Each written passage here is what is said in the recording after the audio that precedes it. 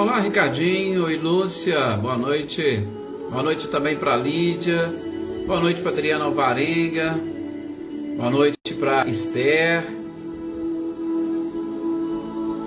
Sejam todos bem-vindos.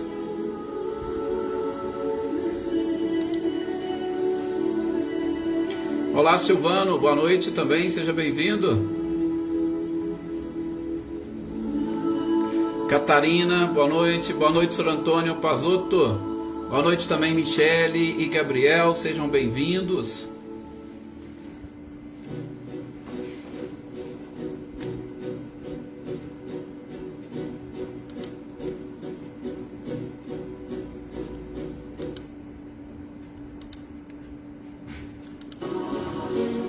Adriana Dantas, Amanda, Natália, Sr. Antônio Onofre, boa noite.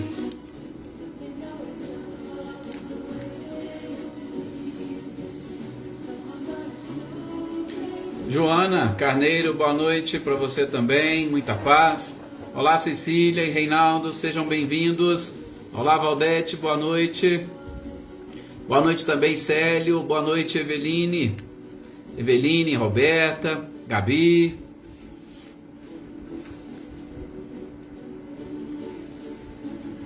Olá, Daí, boa noite.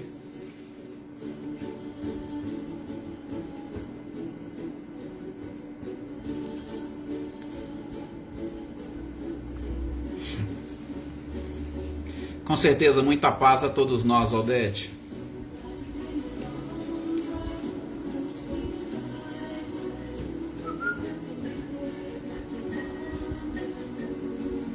Cláudio Honor e Eliane, boa noite, sejam bem-vindos. Joyce Kelly, boa noite também, seja bem-vinda.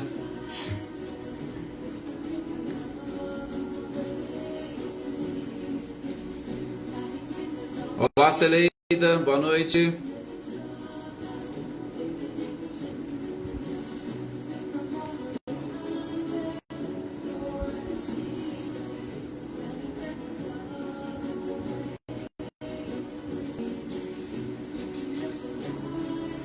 Olá, Dona Edi, boa noite para a senhora, boa noite também para o Sr. Milton. Vamos sim estudar com muita paz, muita tranquilidade. Olá, Wagner, boa noite.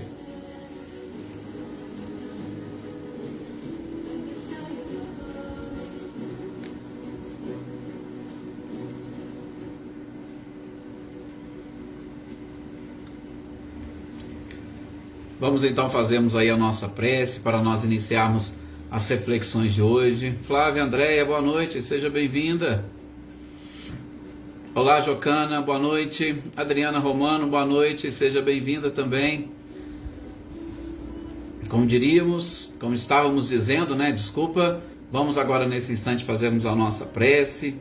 E a nossa prece nada mais é do que aquela preparação mais íntima para nós conseguirmos assimilar as reflexões preparadas para a noite de hoje.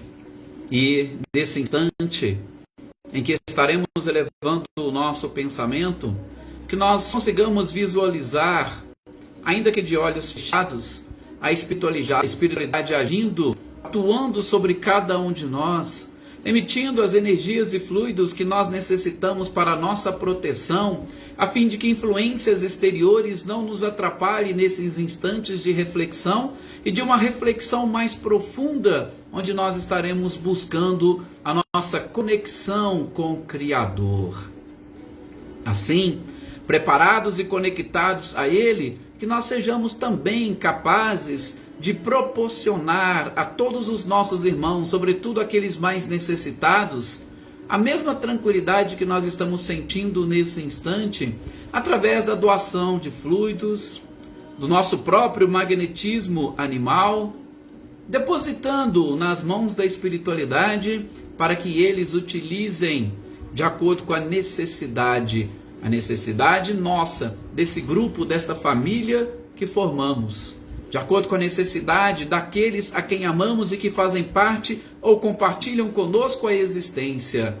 Da mesma forma que a espiritualidade utilize essa energia conjunta ou este feixe de vibrações formados por esta família maravilhosa, para que leve a todos aqueles que se encontram doentes, acamados, necessitados, espíritos desesperados, espíritos que se encontram perdidos, enfim, que nós possamos contribuir com a espiritualidade para cobrir o nosso planeta inteiro por uma ou com uma atmosfera fluídica daquela que o próprio Cristo deseja que todos nós também sintamos, que sejamos os multiplicadores dessa paz de Jesus. Que assim seja. Muito importante, interessante essas nossas reflexões, essas nossas vibrações iniciais, né? Porque com certeza elas nos auxiliam na nossa concentração e também nos auxilia na mudança e na preparação do ambiente onde nós estamos, para que nós consigamos nos livrarmos de todo e qualquer tipo de influência, porque nós somos seres, infelizmente, ainda muito voláteis. A gente muda com muita facilidade, né? Não sei se vocês perceberam, se acontece com vocês. Às vezes estamos fazendo uma oração, mas ao mesmo tempo que nós estamos ali repetindo as palavras, de repente o nosso pensamento viaja para coisas que não tem nenhum sentido e significado naquele momento. Então é importante nós sempre pedirmos o apoio da espiritualidade para esta concentração.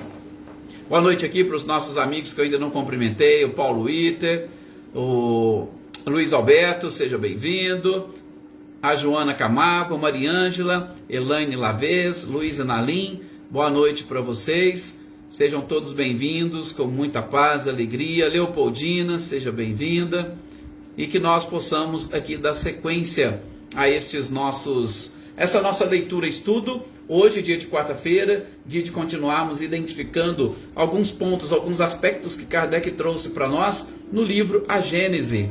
A Gênese, que tem como título completo a Gênese, os milagres e as predições segundo o Espiritismo. E nós estamos estudando esta terceira parte que trata dos milagres. E especificamente estamos no capítulo que tratam dos milagres do Evangelho.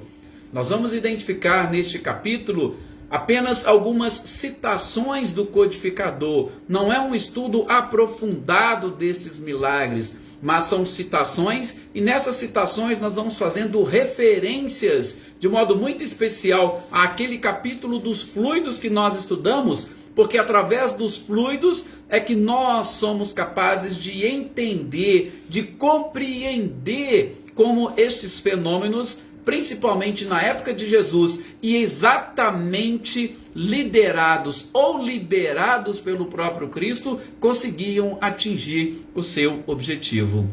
Aí, inclusive, é a questão, os milagres do Evangelho, em especial aqueles que foram produzidos ou que tiveram a participação de Jesus.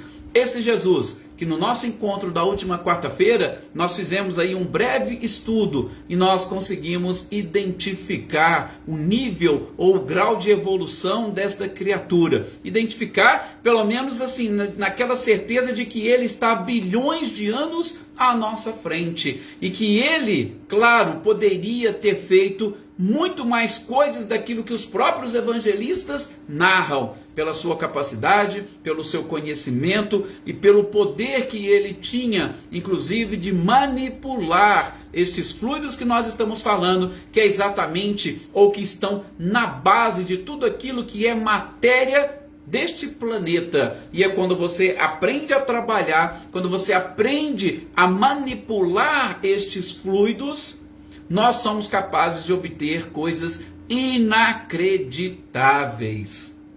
Gente, não precisa nem ir muito longe. Citei aqui para vocês rapidamente sobre a história que Hermínio Corrêa de Miranda traz de um personagem, de um espírito que reencarnou nos Estados Unidos na época da escravidão, inclusive, George Washington Carver. E ele conseguia extrair de um simples alimento. Vou citar aqui o exemplo da batata doce.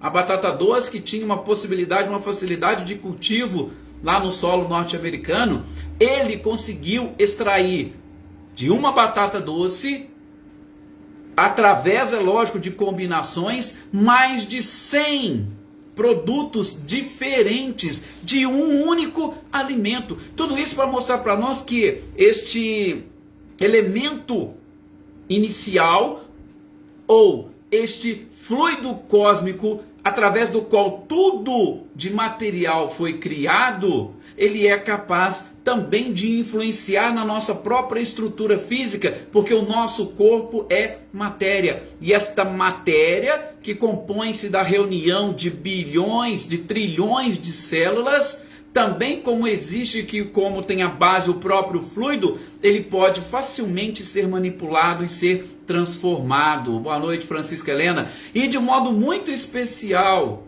quando nós sabemos e quando nós agimos com a nossa inteligência, com a nossa capacidade, nós podemos, através do pensamento, como a Valdete colocou aí, manipular estes fluidos e corrigir aquilo que está realmente com algum defeito, com algum problema em nós. A ciência, sobretudo hoje, a ciência médica, no que diz respeito às curas que foram processadas pelo próprio Cristo lá e relatadas no Evangelho, hoje a ciência nos mostra que nós podemos, através de uma cirurgia, que nós podemos, através de um medicamento, alterar alguma coisa do nosso próprio corpo que é capaz de eliminar uma doença e transformar o corpo um pouco mais saudável. As curas não são nada diferentes daquilo que a ciência médica faz.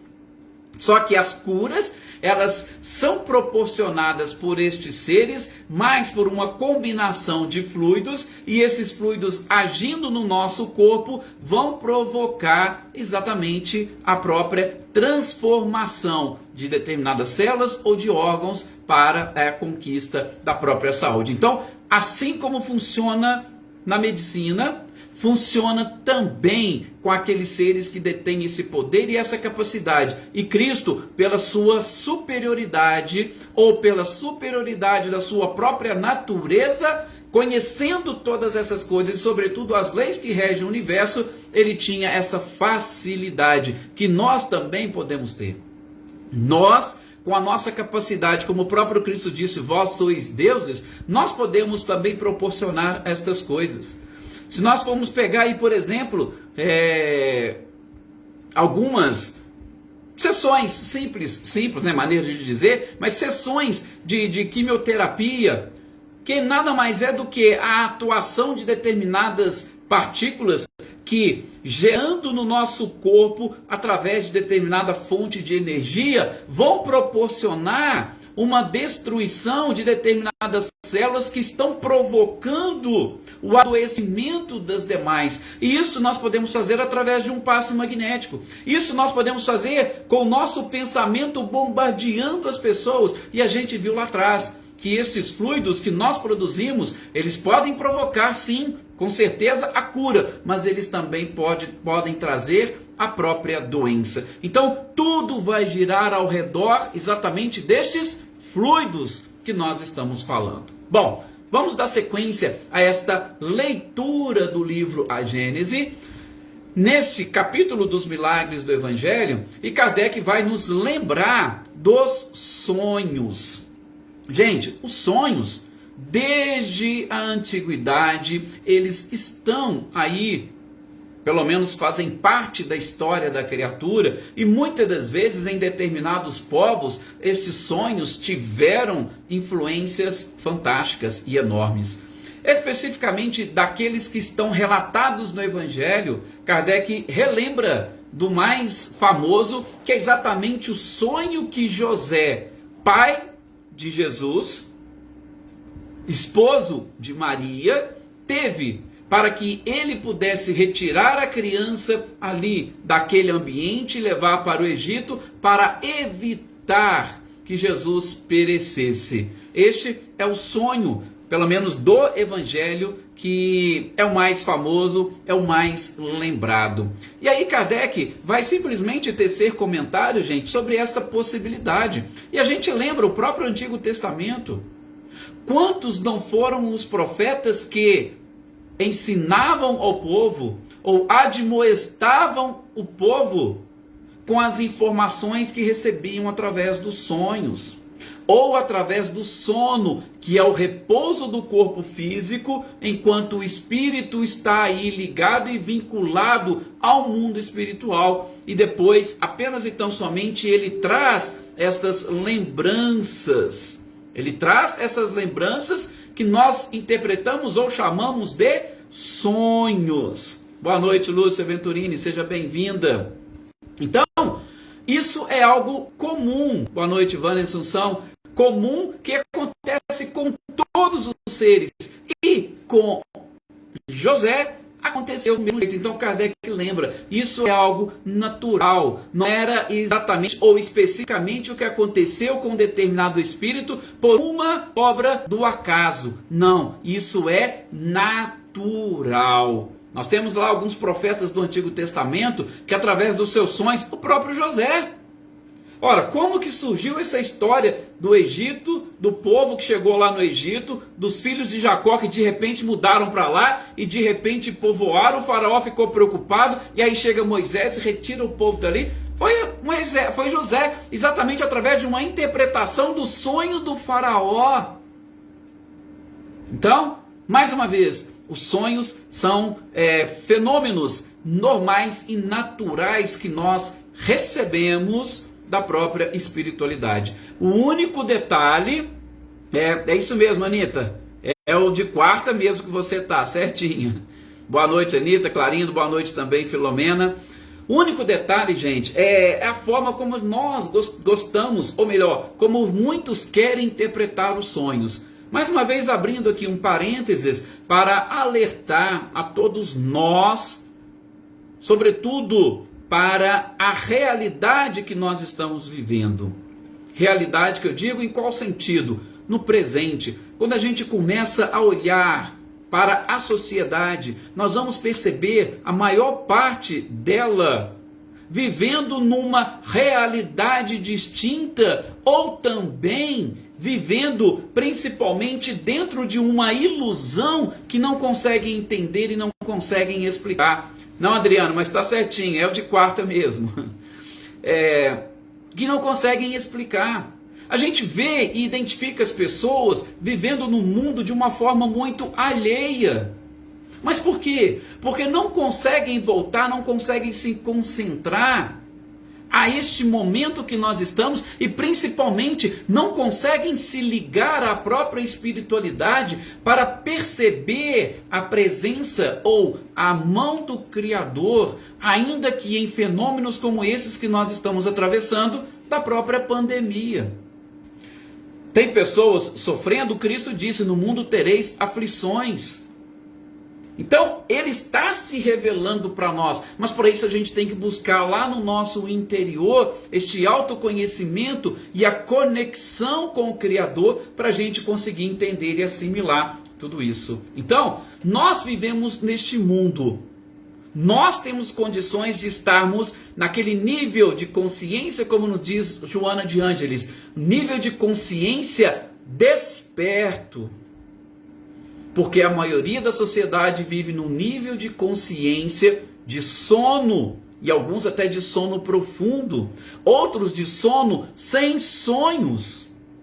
Nós, alguns, estamos no nível de consciência de sono com sonhos. Mas já existem alguns que estão no nível de consciência de sono desperto. Já estamos acordando. Então, os sonhos nada mais é do que essa possibilidade que nós temos de despertar. Despertar para a realidade. Realidade que envolve o mundo espiritual e o mundo corporal. Então, É importante isso. E não ficar tendo sonhos e querendo interpretar sonhos apenas e tão somente para fazer as coisas de determinada forma, ou para poder fazer algum tipo de jogo, ou para poder tentar levar a vida, né? Eu sonhei com isso, então hoje eu tenho que tomar cuidado com aquilo. E aí vai infelizmente se desvirtuando. Deixa de trazer o sonho como um verdadeiro alerta e como um despertar, que é o que nós precisamos. José teve este sonho, o Evangelho nos apresenta, este sonho foi para ele um aviso, foi um despertar. Nós também temos que começar a enxergar nos nossos sonhos uma forma de despertar.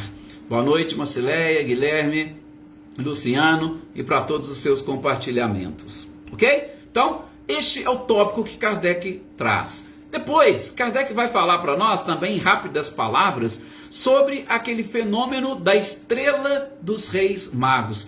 Quase todos nós conhecemos a própria história, que nada mais era do que, segundo conta os próprios evangelistas, os magos foram guiados por uma estrela até o local onde o menino se encontrava. Com certeza, Wagner, a pandemia é também uma forma de nos despertar e mostrar essa igualdade, né? Tá isso mesmo, Maninho, reencontros de um despertar, mas para isso a gente tem que estar também alerta e conectados com o próprio Criador, principalmente através da espiritualidade. Então Kardec chama atenção para nós, nesse texto aqui na Gênese, principalmente para a questão, ou para o detalhe de sabemos ou entendemos, será que este fato narrado pelo evangelista, principalmente Mateus, ele é um fato real ou seria uma figura indicativa de que foram guiados aqueles magos para onde estava o menino? E aí, Kardec vai exatamente voltar na própria história. Como a sociedade daquela época, como que as pessoas naquela oportunidade enxergavam o próprio mundo ou enxergavam o universo. Gente, para eles, e aí, lógico que os evangelistas escreveram de acordo com o conhecimento que eles tinham na época. E naquela oportunidade, o céu nada mais é do que uma abóbada onde as estrelas ficavam pregadas no firmamento e elas tinham essa função apenas e tão somente de iluminar a nossa noite. Diferente daquilo que nós vemos e enxergamos hoje. Ora, imaginem naquela época e o que nós temos hoje, que Kardec fala. Vocês conseguiriam hoje imaginar uma estrela simplesmente saindo lá de onde ela se encontra e indo guiar alguém? Como que seria isso possível? As estrelas que estariam mais próximas do nosso planeta, há quantos anos-luz?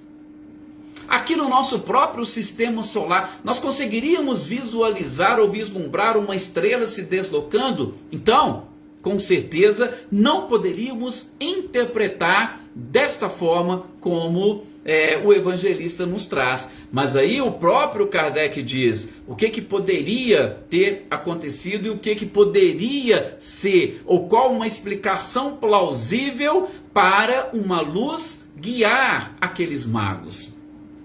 Se fosse hoje, garanto para vocês, muitos de nós diríamos que seria um OVNI. Esse aqui é um objeto voador não identificado, porque ele está lá no céu e se mexendo, a gente não consegue identificar, é um ponto de luz, então hoje talvez seria um OVNI. Mas Kardec disse que poderia ser possível, ou poderia tratar-se de um espírito que apareceu de forma luminosa e guiou aqueles magos até determinado local, onde estava exatamente, ou onde estaria o menino que nasceu exatamente com esta missão de nos apresentar um universo totalmente diferente. Ou também, diz Kardec, poderia ser apenas e tão somente parte do fluido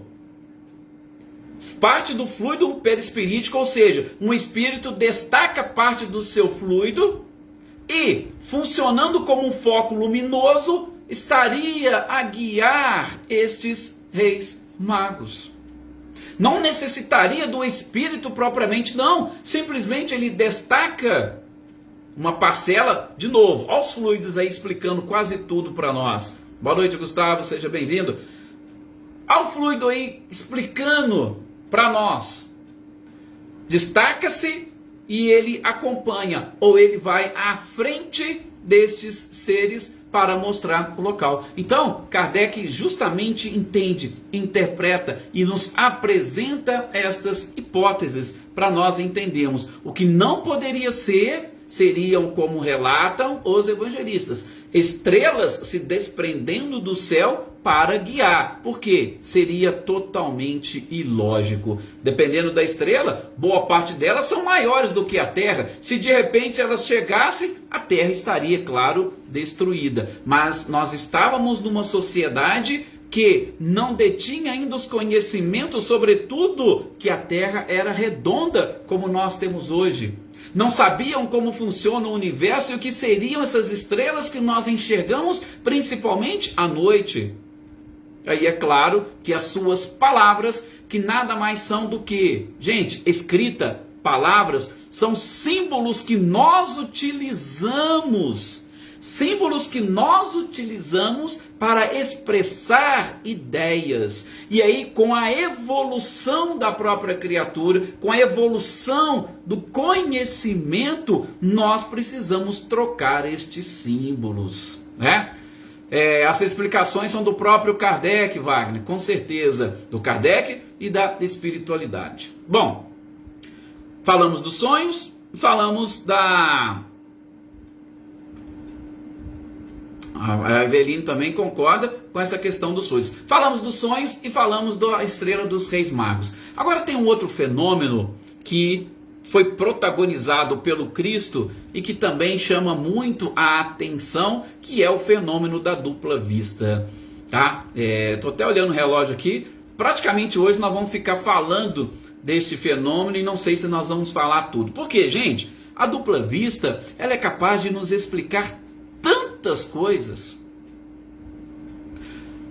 Muitas das palavras do próprio Cristo, as próprias parábolas contadas pelo Cristo, dentro do contexto onde ele se encontrava, as pessoas, Jesus extraía, principalmente através desta sua visão espiritual, ele extraía a necessidade de cada um daqueles ouvintes para que ele pudesse trazer os seus ensinamentos. E eu posso inclusive dizer que pela superioridade do Cristo, ele teve condições, ele teve capacidade, ele teve conhecimento, ele teve sabedoria para conseguir extrair e trazer nestas parábolas essências que ele provavelmente enxergou há mais de 2, 3 mil anos para frente, porque essas parábolas que nós vamos ver, se nós tivermos a oportunidade de estudar, elas são tão atuais nos dias de hoje. Nós conseguimos extrair, ou elas são tão atuais hoje pela visão futurística do próprio Cristo, ou nós, da época de Jesus para cá, não mudamos quase nada. Nós temos essas duas hipóteses, tá? Porque também é possível, Jesus enxergou dentro das criaturas e nós não conseguimos mudar quase nada, mas é claro que teve sim alterações, até mesmo a própria população. Quantos espíritos vieram de outros orbes para cá? Na época de Jesus, qual que era a população do planeta Terra? E qual é a população do planeta hoje? Nós já superamos os 7 bilhões de almas, de espíritos vinculados ao planeta. Naquela época, não tinha, com certeza. Aliás, há 40, 50 anos atrás, nós tínhamos a metade da população que nós temos hoje, da população encarnada, tá? Então, por quê? Porque novos foram chegando, foram se vinculando ao planeta. Então, Jesus teve com certeza uma visão futurística. A sua dupla vista, ela ia muito além do alcance que nós hoje somos capazes de ter. Então, essa dupla vista, ela é capaz de explicar fenômenos que o próprio codificador coloca aqui para nós. A entrada de Jesus em Jerusalém, o beijo de Judas, a pesca milagrosa, a vocação de Pedro, principalmente ele fala de Pedro, André, Tiago, João e Mateus. Esses 4 fenômenos que o próprio codificador traz. Mas eu tenho certeza que a gente pode estender. Nós não vamos nos ater aqui a essa leitura, porque só esses 4 fenômenos já vai dar margem para nossas reflexões de hoje e provavelmente da próxima quarta também. Gente, o que foi o episódio da entrada de Jesus em Jerusalém? Kardec vai trazer ali no texto aquele episódio onde Jesus alerta seus apóstolos, fala, vão até a cidade, lá vocês vão chegar, vocês vão encontrar lá amarrado um animal, aí vocês vão pegar e vão trazer para mim, a pessoa pode perguntar, vocês vão falar, olha, o meu senhor está precisando dele, e aí vocês tragam. Este é o fenômeno da dupla vista, tá? Kardec traz aqui explicando. E é um episódio tão interessante que ele representa hoje, inclusive para a própria igreja, o início da Semana Santa, né? Aquele famoso domingo de Ramos, quando Jesus entra de forma triunfal em Jerusalém e a população toda estende ali os ramos e tal, e aquela coisa que realmente é, do ponto de vista, podemos dizer assim, teatral, fantástico, lindo, maravilhoso. Eu falo teatral por quê? Porque infelizmente não eram pessoas que estavam efetivamente ou emocionalmente vibrando com a chegada de Jesus. Elas ainda estavam completamente alheias à própria mensagem do Cristo. Por quê? Porque os próprios apóstolos dele não tinham ainda uma visão completa, correta, concreta da própria missão do Cristo. A traição, ela tem também o seu episódio exatamente nessa própria parte. Boa noite, Maria Aparecida, seja bem-vinda. A traição de Judas, ele vislumbrou exatamente o que?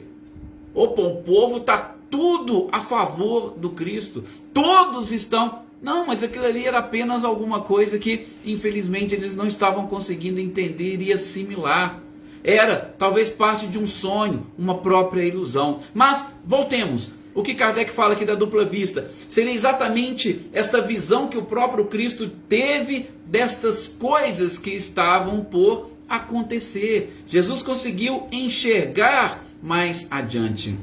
Inclusive, né, na própria Gênesis, nós vamos ter uma outra oportunidade, onde Kardec, explicando bem essa questão da dupla vista, ele vai dizer que, na grande maioria das vezes, o que nós achamos que fosse ou uma visão do tempo, nada mais seria do que uma visão do espaço. Espaço e tempo seriam a mesma coisa.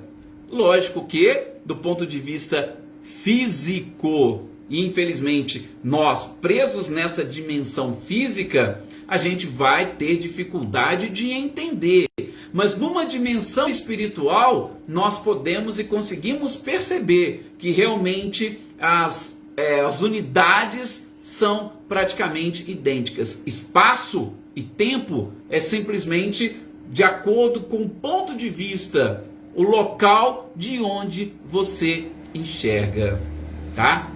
Então, a dupla vista era isso. Jesus tinha essa visão mais ampla, inclusive enxergando, podemos assim dizer, a quilômetros na sua própria, à frente das pessoas, à frente da própria estrutura física. E daí, vendo toda essa cena, ele exatamente falou tudo que poderia acontecer e efetivamente aconteceu, como narra o próprio evangelista. Tá? Então, este é um deles. O outro foi justamente a questão do beijo de Judas. Boa noite, Jean, seja bem-vindo. O beijo de Judas também é um fenômeno explicado pela dupla vista. Só vou lembrar aqui mais uma vez para vocês, mais ou menos, o que seria essa dupla vista. Gente, como nós estamos com o corpo espiritual presos e vinculados, ligados ao corpo físico, quanto mais forte é essa ligação, mais preso e fechado nós estamos dentro do corpo e menos a gente consegue enxergar além do corpo. Agora, aqueles seres que, principalmente nessa região da cabeça, do próprio cérebro, e onde estão ali, vamos assim dizer, os órgãos da vista, se nossa ligação entre corpo espiritual e corpo físico for mais frouxa, nós conseguimos enxergar também de um ponto de vista, ou nós conseguimos enxergar espiritualmente. E o perispírito, ele não necessita de olhos para enxergar. Basta ele, estando desvinculado, através dos fluidos que estão presentes em toda a atmosfera, é como se ele formasse um tubo, um telescópio e enxergasse lá na frente. Ele enxerga através dos fluidos, aquilo que está acontecendo lá na frente. Há aquela comunicação energética. Dupla vista é isso. E a gente viu no nosso encontro passado que Jesus estava apenas e tão somente ligado o seu corpo espiritual no seu corpo carnal pelos pontos indispensáveis, rigorosamente indispensáveis. Ou seja, ele não estava com aquela ligação, aquela coesão entre... Não, a ligação dele era bem tênue, que ele tinha essa vida espiritual. Então, é realmente fantástico. O beijo de Judas também é uma forma de, ou como nós podemos explicar, através do fenômeno da dupla vista. Jesus sabia. E é tão interessante que, e aí tirando dessa própria visão religiosa, boa noite Tânia, seja bem-vinda, tirando essa própria visão religiosa que geralmente nós temos, e muitas das vezes nós somos influenciados por essa visão religiosa e que acaba nos impedindo de enxergar além daquilo que nos é transmitido, e isso faz com que a nossa fé seja uma fé também dogmática, e tendo uma fé dogmática, a gente acaba partindo para uma fé cega. Olha para vocês verem como é que a questão é. Mas, assim, tirando um pouquinho disso, eu busco informações lá de Augusto Cury. Quando Augusto Cury faz uma análise de alguns aspectos, sobretudo esses aspectos relacionados com a traição, tanto a negação de Pedro, quanto a traição do próprio Judas, ele chega a dizer que Jesus, e aí eu jogo para lá a expressão de Kardec, através da dupla vista, ele era tão fantástico que ele já tinha vacinado os apóstolos dessas falhas que eles teriam. Sabe quando a gente recebe uma vacina para evitar que a gente fique doente? É mais ou menos isso. Jesus já tinha vacinado tanto Judas quanto Pedro. Só que o que acontece? Em Judas, essa vacina, ela teve uma reação diferente da vacina que foi aplicada em Pedro. Quando Pedro falou para Jesus, não, eu vou contigo, Jesus falou, ô filho, peraí, você não vai não, que você não está preparado, tá? Aliás, antes que o galo cante, você vai me negar 3 vezes. Não vou... Então, Jesus já tinha vacinado, já tinha preparado a mente dele. Ó, isso vai acontecer. Então não se preocupe, eu sei que vai acontecer. Você pode ficar tranquilo, não estou te culpando por isso. Fique apenas atento.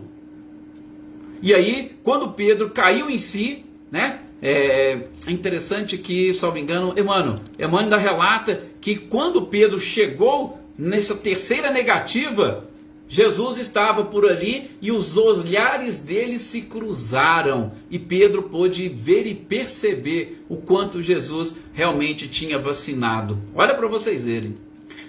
E Judas, da mesma forma. Jesus também havia vacinado Judas. Só que Judas encarou isso de uma forma diferente. Ele não conseguiu aceitar o seu próprio equívoco e o seu erro. Por isso, ele cometeu o suicídio. Mas Jesus já havia previsto o beijo.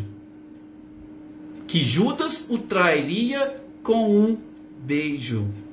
Então, é o que? Fenômeno da dupla vista. Essa capacidade que Jesus tinha. Por quê? Porque ele conseguia viver nas duas dimensões, material e espiritual. Porque o seu corpo estava ligado, o seu corpo espiritual estava ligado ao corpo físico, apenas e tão somente pelos pontos estritamente necessários para manter-se vivo e encarnado. Vou parar por aqui e já deixo marcado o próximo da pesca milagrosa. Inclusive a pesca milagrosa, Kardec traz uma teoria, uma hipótese, e eu até apresento uma outra hipótese para vocês, mas a gente deixa para o nosso próximo programa, para a próxima quarta-feira. Muita paz a todos vocês, mais uma vez muito obrigado pelo carinho, pela participação, e continuemos juntos, vibrando, como o próprio Cristo disse, como se fosse um feixe de vibrações, que não é qualquer pessoa que vai conseguir destruir, e assim vamos auxiliar a espiritualidade nesse processo de higienização fluídica da nossa atmosfera.